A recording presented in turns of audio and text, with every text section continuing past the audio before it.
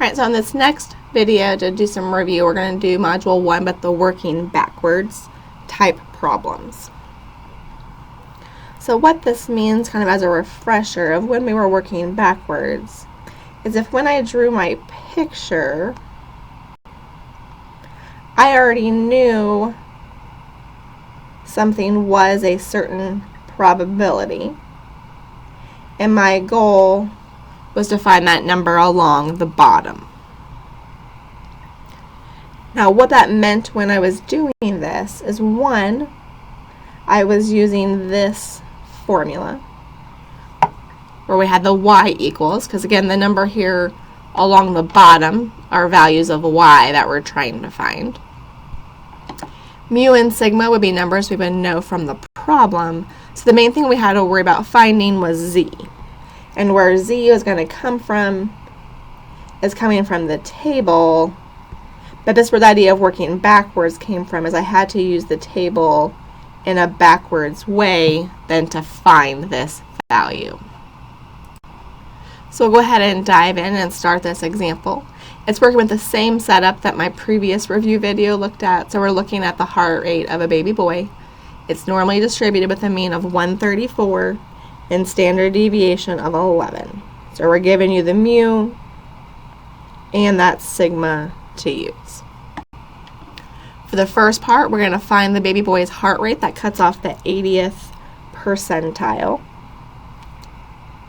And again, so first is a little review of what percentiles are. So a percentile is the percent that are, in a sense, worse or lower than a certain value. So for example, 134 would be called the 50th percentile because half of the baby boys would have heart rates below it. So this is my 50th percentile. Or in a sense here now, I want to have 80% to the left of my value. So what I know here is in order to have 80% to the left of my value, I'm going to have to be above the mean, since I know the mean has only 50% below it. So I'm going to find this value that cuts off here, but what I know is that I want to have 80% below that number. So if you remember how our table looks here, so our table reads values to the left. And what I also know is since any value below the mean would have a negative z, and any value above the mean would have a positive z, I know my z is going to be positive.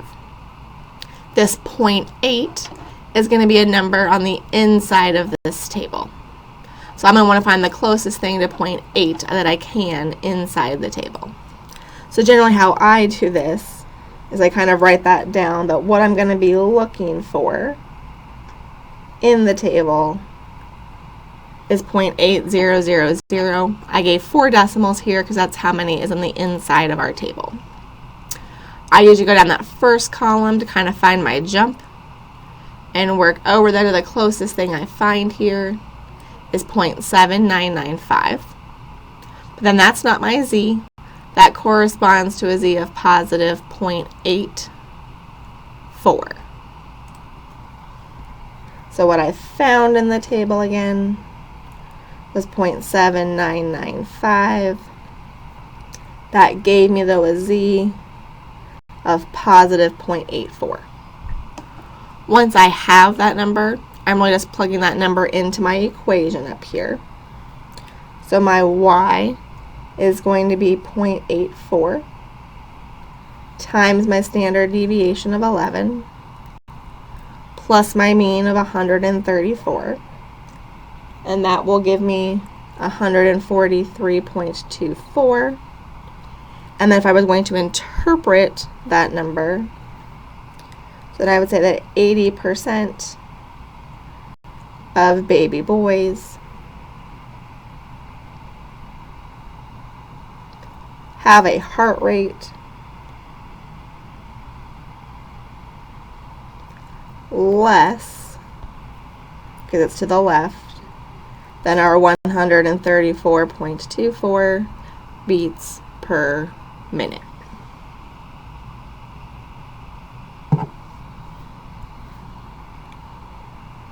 Okay, for part B, we want to find the heart rate that cuts off the top 30%. So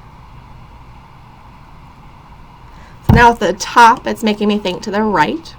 So now if I use 134 as my marker, so 50% would be above 134. And I want less to be above it. So again, I'm going to kind of be on the right-hand side of my mean here. And I want that area to be 0.30. And we're trying to find that number along the bottom. Now again, this is where it's important to remember that that table reads to the left. So this 0.3 is not the number I'm going to be looking for in the table. What I know is if there's 30% above that value, I know that there's actually 70% then below that value. So the number I'm actually going to the table looking for is actually 0.7000.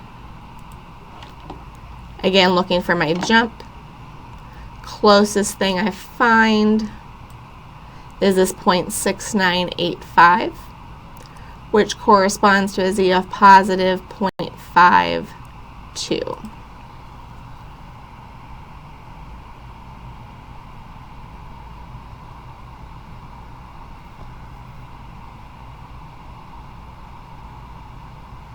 And then once I have my z, I'm really just plugging that into my equation. So now my y is going to be positive 0.52 times my standard deviation of 11 plus my mean of 134, which gets me 139.72. So this time I would say then that 30% of baby boys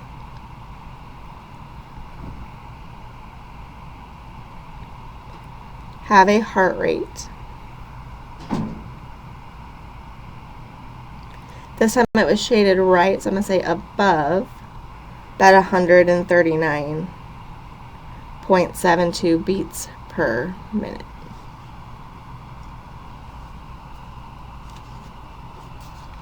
Okay, I have one more example, but this time it's a little bit different. We're going to find the middle 80%.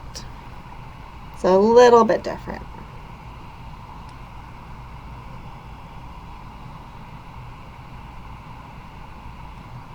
So this time I want to find 80% to be in the middle here.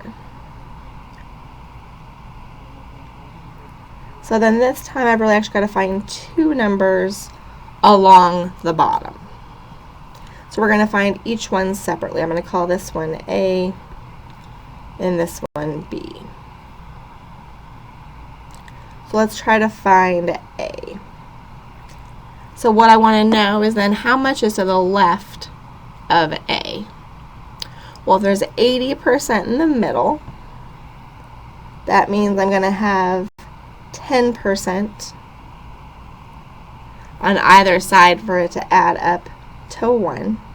So the number I'm actually going to go to the table looking for now is this 0.1.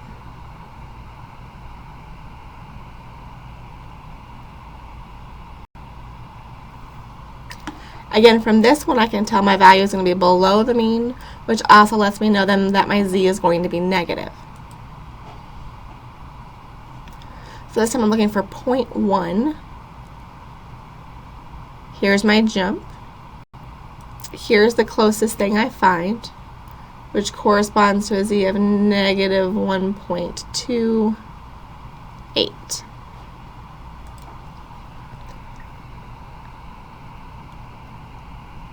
So I found 0.1003, gave me a z of negative 1.28.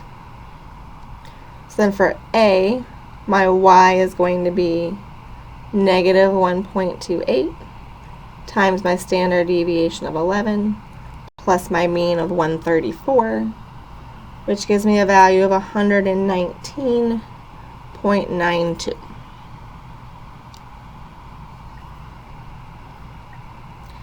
Now to find B, we also need to find its z. And there's two different ways to do it. I'm going to do it the way that will always work, of course, here first. So if I look at my question mark for B, I got to figure out how much is to the left of that. So this time it's the 0.8 plus the 0.1. So that's everything to the left of it.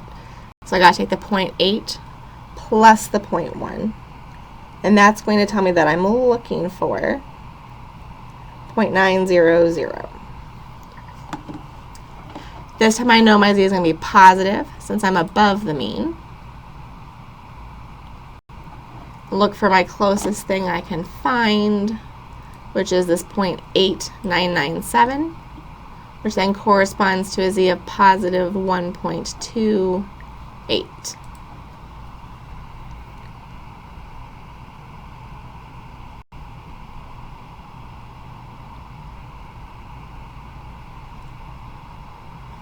And so what you'll actually notice here, and this would have been the easier way to do it, is this one's a negative 1.28, this one's a positive 1.28. Again, why that works is because z is symmetric about 0, so we're going to be the same number of standard deviations away, just in the opposite direction, when I have that same percent on either side. So this time then my y is going to be a positive 1.28 times my 11 plus my 134, which gives me 148.08. So then this time I would say that 80% of our baby boys have heart rates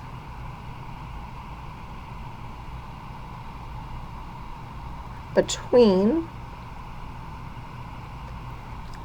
our 119.92 and our 148.08 beats per minute.